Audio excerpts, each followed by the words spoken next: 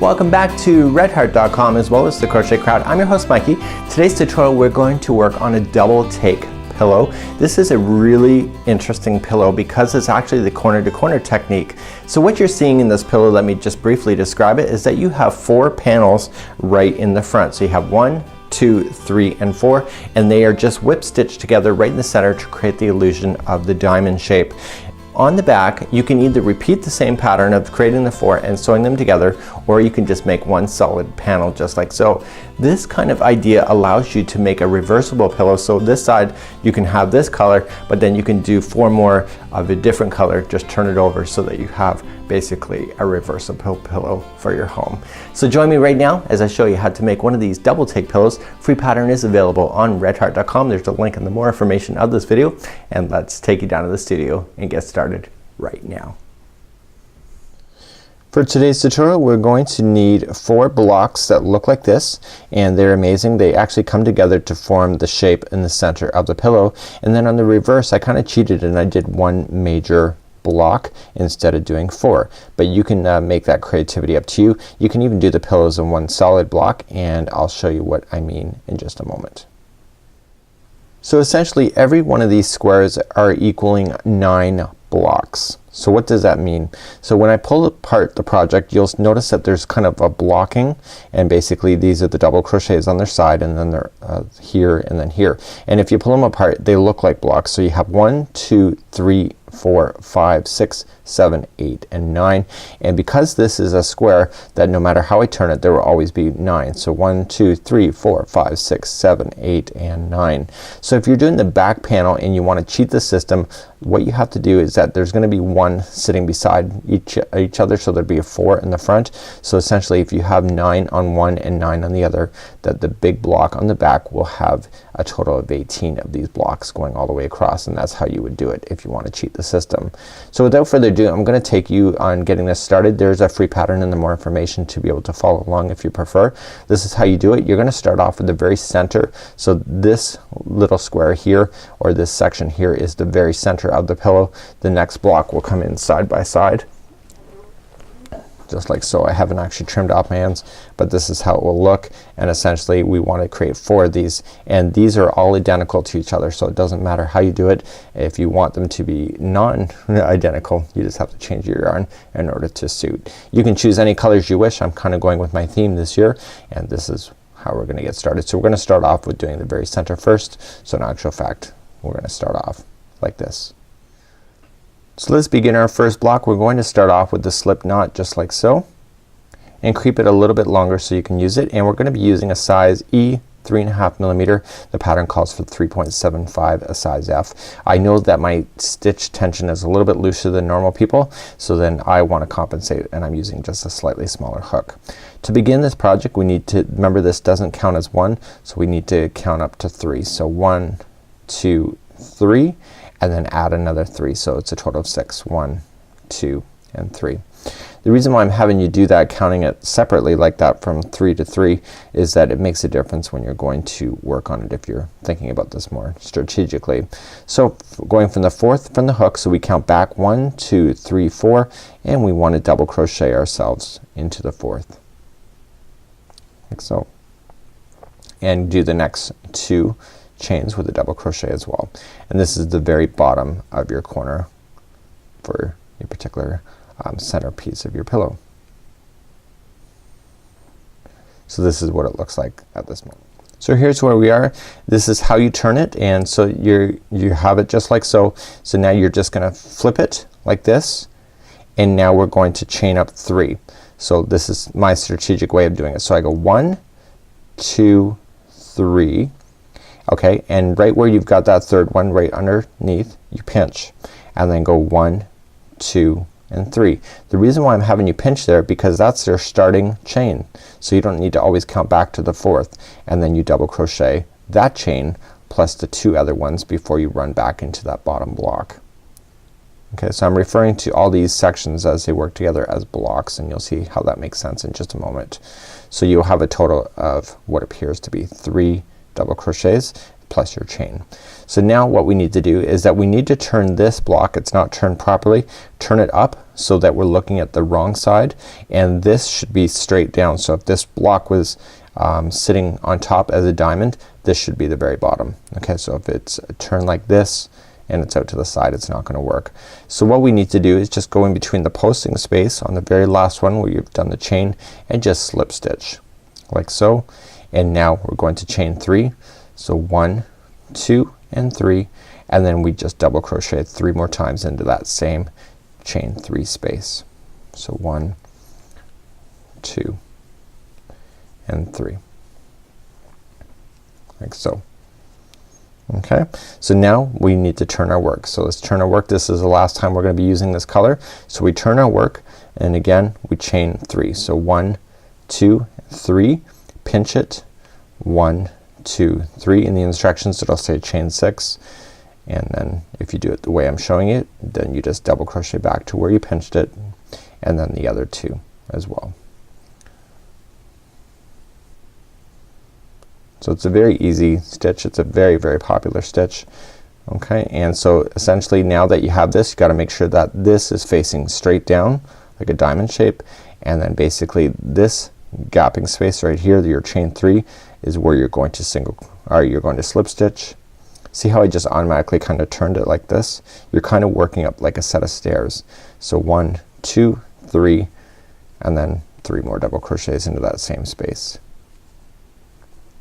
So it's almost like a granny square, like it's easy. You don't have to pay attention to every little stitch that you see. You're just working into spaces. Once you get your 3 in, you're looking for the next outside space. Slip stitch first and then chain 3. 1, 2, 3, and then 3 more double crochets. So each one of these in the very beginning of that block, there's only 3 rows like so. So once you have that done, I want you then to fasten this color off. We're just gonna grab our scissors, my Westcott scissors, trim, and then I just want to kind of pull it through this hole, and then I'm ready to go. I want to remember where this is, because when I pick up the next project or the next color, I'll be ready to go with that one. So I want to start off with my green next, and I'm just creating a slip knot first. It just secures it even better. And right where we have fastened off, I want to insert my hook and then just bring on this new yarn like so. So just slip stitch it in and then chain 3. 1, 2, 3, pinch, 1, 2, 3, and then right where you're pinching is the 4th from the hook for a double crochet, and then you have 2 more left on your chain going back. Okay, and so you go all the way back to where you started. So now this is where you have to hide in these loose ends. So you're gonna grab the strand that you fastened off with the new strand that's fastened in, and when you slip stitch it around this next gapping space, you wanna make sure that those are trapped around there as well. And now chain 3. 1, 2, 3.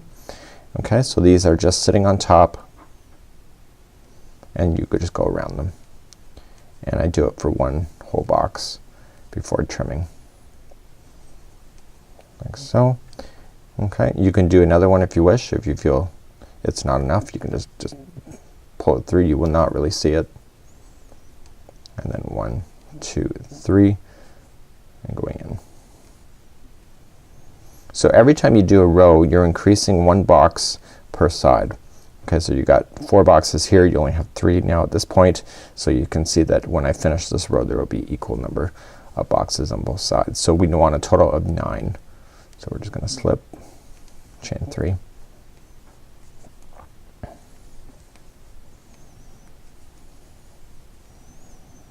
okay.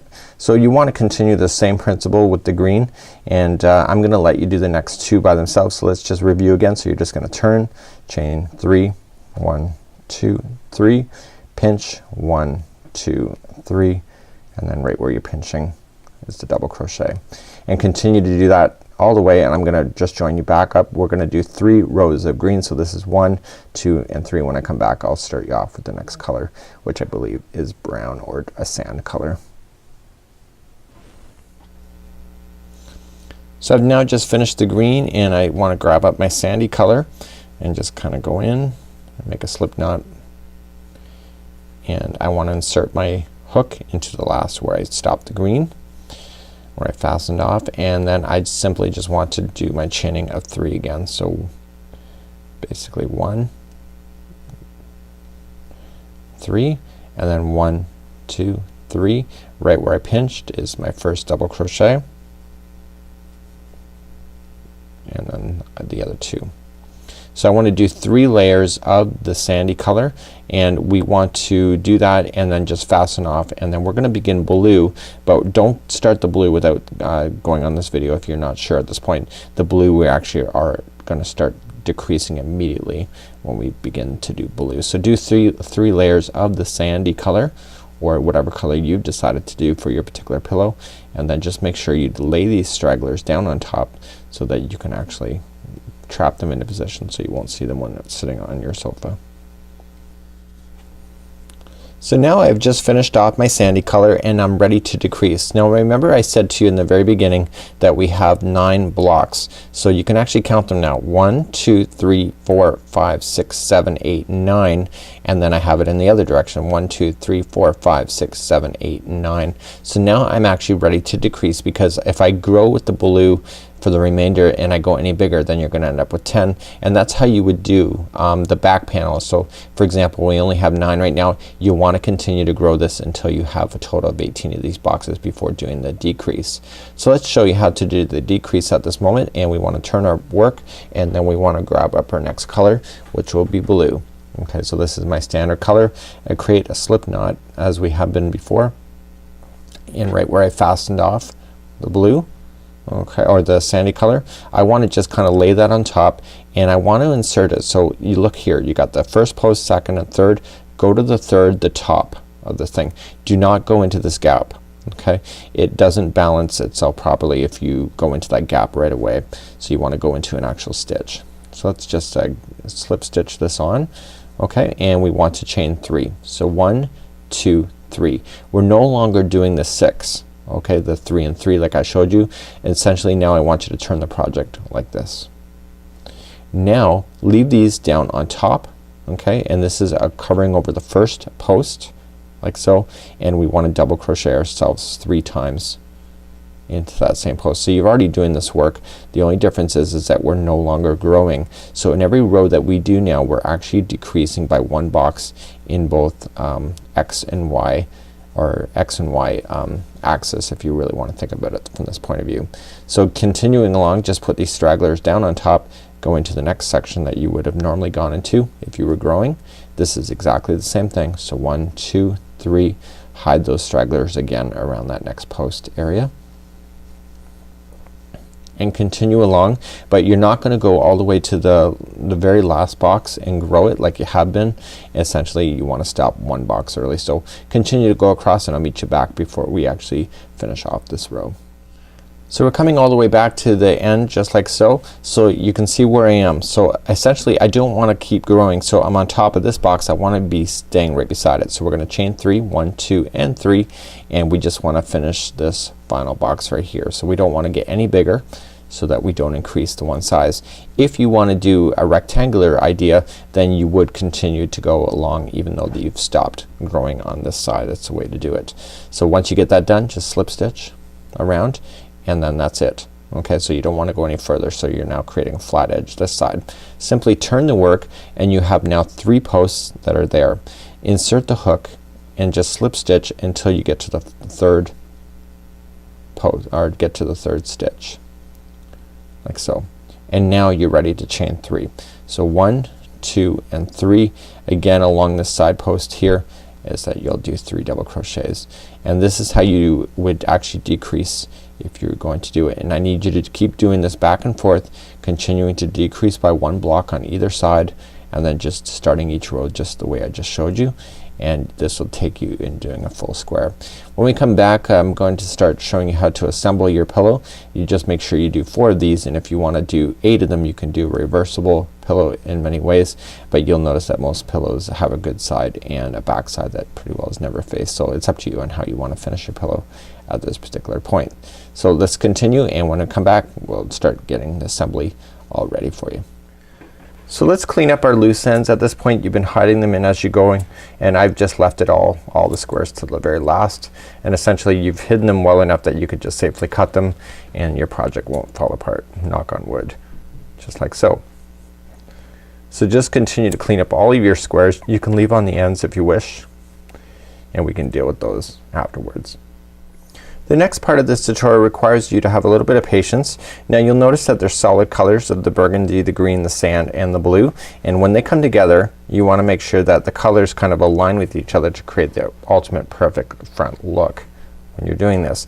Now the only way to really do that effectively is to use the same color. So what you want to do is that you'll want to whip stitch these together just like so, using the burgundy, and then stop the burgundy, and then right where it's green you're gonna want to do that. So I'm gonna show you just the whip stitching of just the one color here, and then I'll leave the rest for you. And essentially these 4 panels right in the front need to come together with an ultimate precision before we start on with the back to sew everything final with the pillow form inside. So let's begin the whip stitching. I'm gonna start off with a slip knot and just leave it open on the one side, and the other side I already have into a darning needle. Okay, so we want to commit to one side that is our working project. So this side is going to be like this side up is gonna be my inside of my pillow. So I'm just going to grab the yarn in one side of the burgundy, okay, and then the other side of the burgundy, and when I pull through I'm gonna run into that slip knot that I started off with, insert the needle through that loop and pull tight. Get the straggler that's leaving on top and just continue to whip stitch only the burgundy into position. Okay, and this will create a little bit of a ridge on the underside of the pillow, but of course you will not see that because the good side will be there. Now this is the corner to corner, so both sides of this particular panel will be a good side because you have gone back and forth, and so basically it doesn't really matter on which sides are facing up. You just want to be more concerned about the pattern actually gelling and actually making a lot of sense. When you get to the end here, okay, what I would do is grab the other 2 panels because you're running out of stitches here. Grab the other 2 panels, okay, and just continuing to use the burgundy. Okay, just go through the one here and through the other, just like so. So you kind of do want to pay attention a bit to how it's looking and making sure it makes a lot of sense when you go to do it, like so.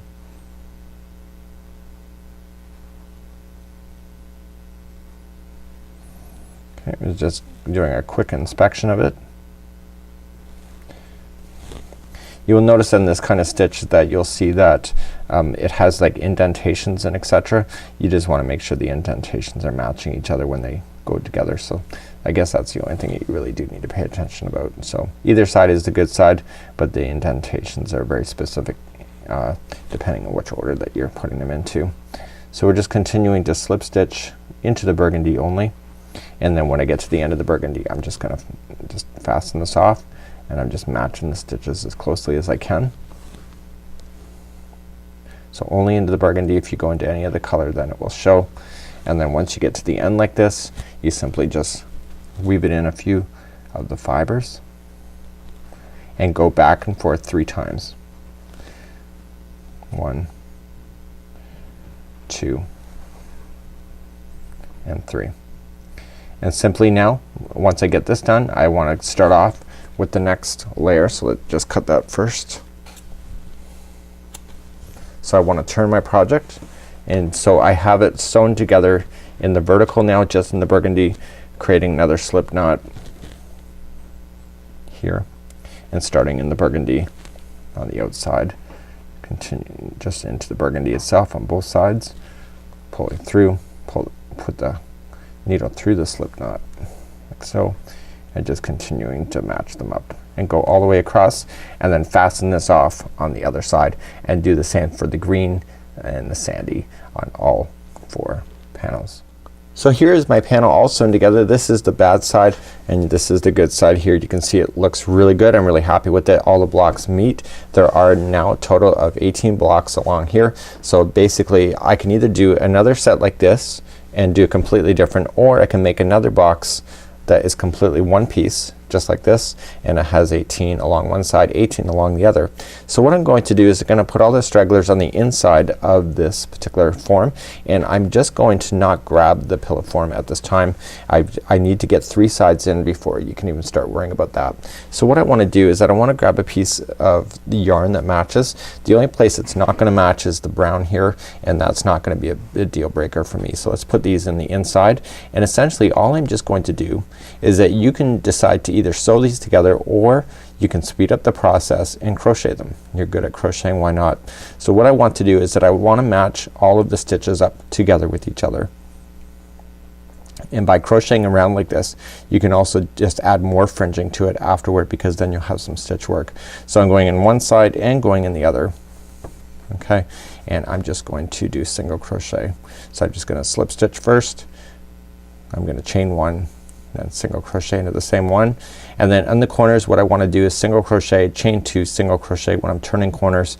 But now I just want to match everything up and just keep everything kind of pinned together and making sure that these stragglers stay on the inside. So please do that all the way around, and so I'm gonna come back and I'm gonna just have the pillow form inside as I close it right in front of your eyes.